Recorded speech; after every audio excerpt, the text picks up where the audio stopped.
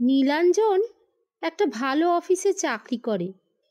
সে বরাবর চেয়ে এসেছে কোনো এক মডার্ন মেয়ের সাথে বিয়ে করতে, কিন্তু তার বাবা মার পছন্দ ছিল দুর্গা। দুর্গা যেমন সুন্দরী সেই রকমই গৃহকার্যে নিপুণা। তাই তাদের গ্রামের বেশিরভাগ পরিবারই তাকে তাদের বউ করতে চাইত। কিন্তু ছোটবেলা থেকেই দুর্গার সাথে নীলাঞ্জনের বিয়ে হওয়ার কথা ছিল। তাই দুর্গা আর নীলাঞ্জন বড় হবার পর তাদের বিয়ে হয়ে যায়, আর দুর্গা নীলাঞ্জনের সাথে চলে আসে নীলাঞ্জনের শহরের ফ্ল্যাটে। দুর্গাকে নীলাঞ্জন ফ্ল্যাটে আনার পরই তাকে পরিষ্কারভাবে জানিয়ে দেয়, দেখো দুর্গা, আমি বরাবরই চেয়েছিলাম একটা মডার্ন মেয়েকে বিয়ে করতে, কিন্তু আমাদের বাবা মা আমাদের বিয়ে দিয়ে দেয়। তাই তোমার মতো গ্রামের মেয়েকে আমি বিয়ে করতে বাধ্য হই। এখন তোমায় ঠিক আমার মনের মতো হয়ে উঠতে হবে। তুমি আমাকে গ্রামের মেয়ে বলছো?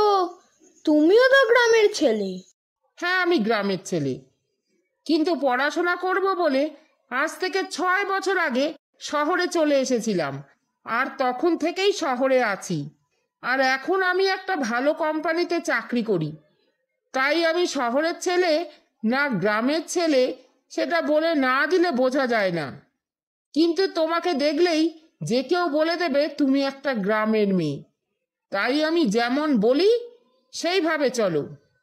ঠিক আছে, আমাকে কি করতে হবে বলো। আমি তোমার জন্য শহরের আধুনিক পোশাক কিনে এনেছি, সেই সবই তোমায় পরতে হবে। আমার এই পোশাকে কি সমস্যা?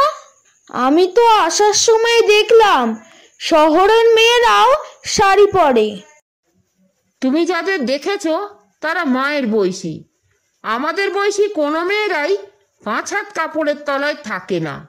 টপ জিন্স পরবে আর হাই হিল জুতো পরবে, তা না হলে শহরের মানুষ বলে তোমায় মানাবে না।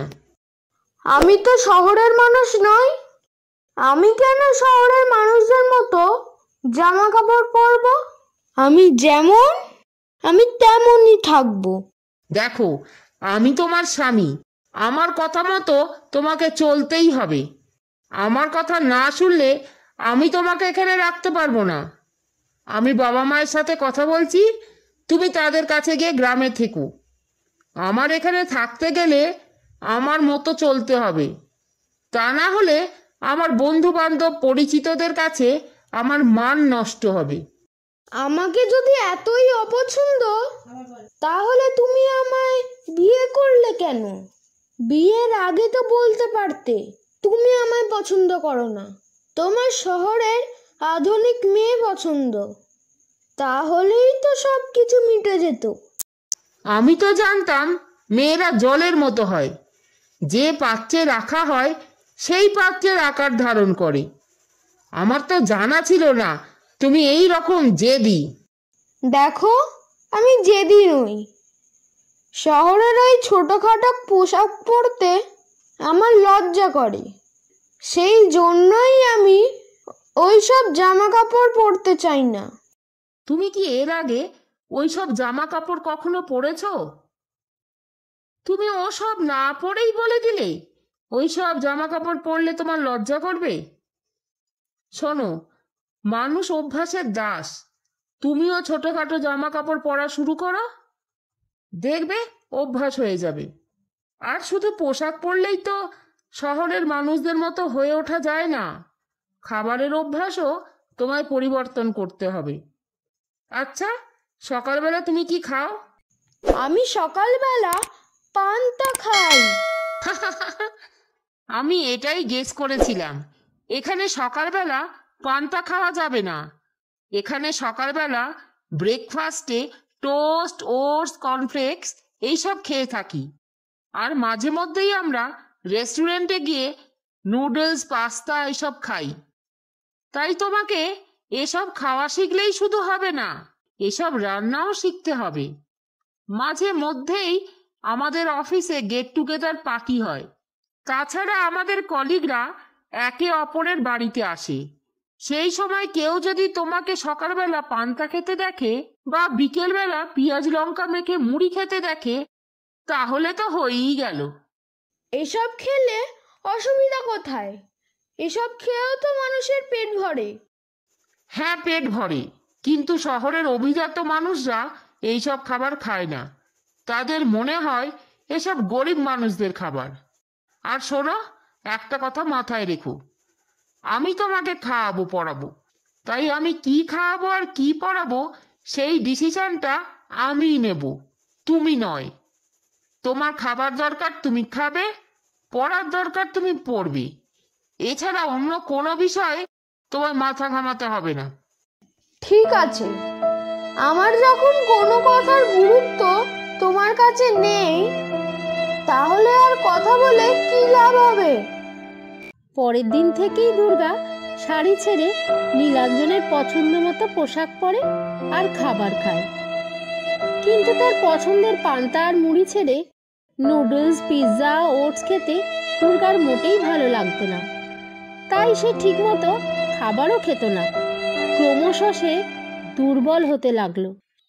সেই সময় নীলাঞ্জনের এক কলিগের বাড়িতে একটা পার্টি ছিল। সেখানে দুর্গা ছোট পোশাক পরে যায়। তাই সে লজ্জায় নীলাঞ্জনের পেছনে আড়ষ্ট হয়ে দাঁড়িয়ে থাকে। পার্টিতে কারোর সাথে কথা বলে না। কেউ কিছু জিজ্ঞাসা করলে সে চুপ থাকে। তাই সবাই তাকে নিয়ে হাসাহাসি করে। দুর্গা কাঁদতে লাগে আর নীলাঞ্জন রাগে ফেটে পড়ে আর দুর্গাকে নিয়ে বাড়ি ফিরে আসে আর দুর্গাকে খুব মারতে লাগে। কিছুক্ষণ পরে দুর্গা অজ্ঞান হয়ে পড়ে। নীলাঞ্জন তখন অন্য রুমে চলে যায়। এভাবেই সে রাত্রিটা কেটে যায়। পরের দিন ঘুম থেকে উঠে নীলাঞ্জন চিৎকার করে বলে, কি হলো? আমার বেডটি কোথায়? একটা কথা একবার বললে কানে যায় না? আমি ঘুম থেকে উঠেই তো বেডটি খাই। কোনো উত্তর না পেয়ে নীলাঞ্জন বিছানা ছেড়ে উঠে পড়ল। ফ্ল্যাটের কোথাও দুর্গাকে খুঁজে না পেয়ে নীলাঞ্জন দুর্গাকে ফোন করে বলল, হ্যালো, এত সকালে তুমি বাড়ি নেই কেন?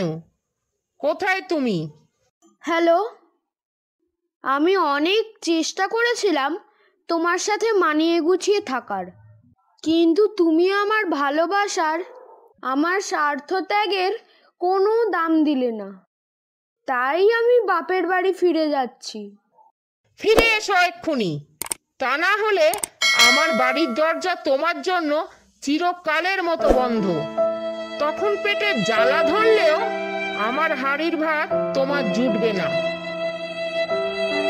আমি গ্রামের মেয়ে হলেও মূর্খ নই। আমিও পড়াশোনা জানি, হাতের কাজ জানি। ধান সেদ্ধ করে চাল বের করা, মুড়ি ভাজা, নারকেল পাতা থেকে কাঠি বের করে ঝাঁটা তৈরি করা, সবই আমি জানি। তাই আমি আমার খাবার জোগাড় করে নিতে ঠিক পারবো। সেই জন্য তুমি আর আমাকে কোনো ভয় দেখিয়ে তোমার কাছে ধরে রাখতে পারবে না। তুমি ভালো থেকো আর আমায় কোনোদিন ফোন করবে না। রাখছি।